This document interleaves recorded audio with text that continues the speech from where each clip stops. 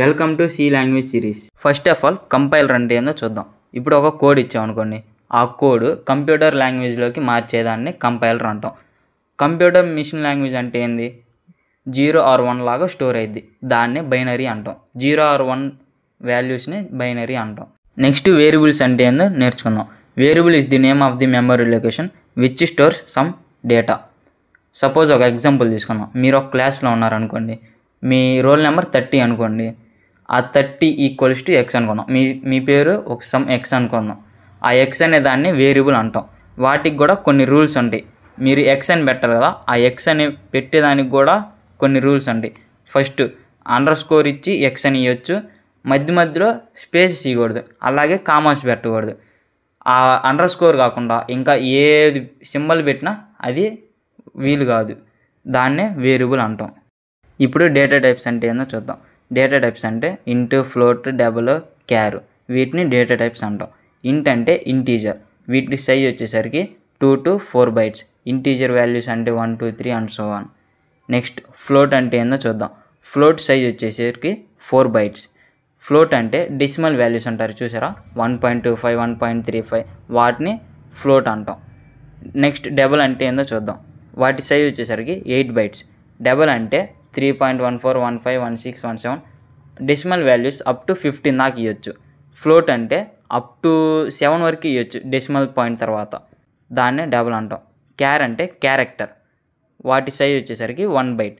Character అంటే A, Z, B, C, వాటిని character అంటాం. సింగిల్ లెటర్నే మనం కింద సెలెక్ట్ చేస్తాం, వీటిని డేటా టైప్స్ అంటాం. నెక్స్ట్ కాన్స్టెంట్స్ అంటే ఏందో తెలుసుకుందాం. A constant is a fixed value in C that does not change during program execution. అంటే ఇప్పుడు ఒక పై వాల్యూ ఉందనుకోండి, పై = 3.14. ఇప్పుడు అది ఆ వాల్యూ ఫిక్స్డ్, దాన్ని నెక్స్ట్ ఎగ్జిక్యూషన్ టైంలో 3.14 అదే పై = 2.17 ఇచ్చామనుకోండి, అది చేంజ్ అవ్వదు, దాన్నే కాన్స్టెంట్ అంటాం. ఈ కాన్స్టెంట్లో కూడా 5 టైప్స్ ఉంటాయి. ఆ 5 types integer constant, floating constant, character constant, string constant, ఈనమ్ అంటే ఈ న్యూమరేషన్, ఇవి కాన్స్టెంట్స్. నెక్స్ట్ కీవర్డ్స్ అంటే ఏందో చూద్దాం. Keywords are reserved words in C that have a special meaning to the compiler.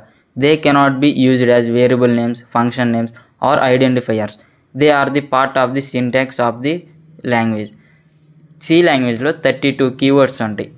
Like ఇంట్, ఫ్లోట్, డబల్, స్ట్రింగు, ఇలాగా 32 keywords ఉన్నాయి. అవి వేరియబుల్ నేమ్స్ లాగా వాడకూడదు. ఆ 32 కీవర్డ్స్ ఏందో ఇప్పుడు చూద్దాం. అండ్ ఫైనల్గా ఈరోజు ప్రోగ్రామ్ స్ట్రక్చర్ చూద్దాం. Hashtag include stdioh. ఇది చూస్తే అర్థం కాదు కానీ ఎగ్జిక్యూట్ చేసి చూపిస్తా, ఒక్క నిమిషం.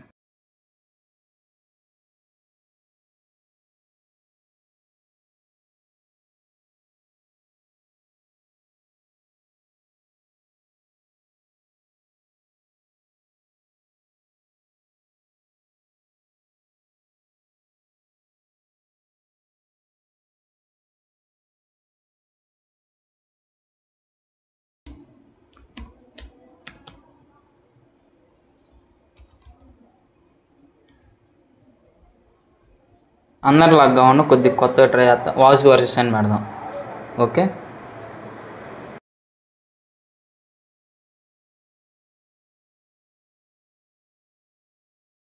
అదిగోండి అవుట్పుట్ వచ్చేసింది, వాయిస్ వర్సెస్. కింద కాన్స్టెంట్ గురించి మాట్లాడుకున్నాం కదా, కాన్స్టెంట్ ఎలా వర్క్ చేస్తుందో చూద్దాం దీంట్లో.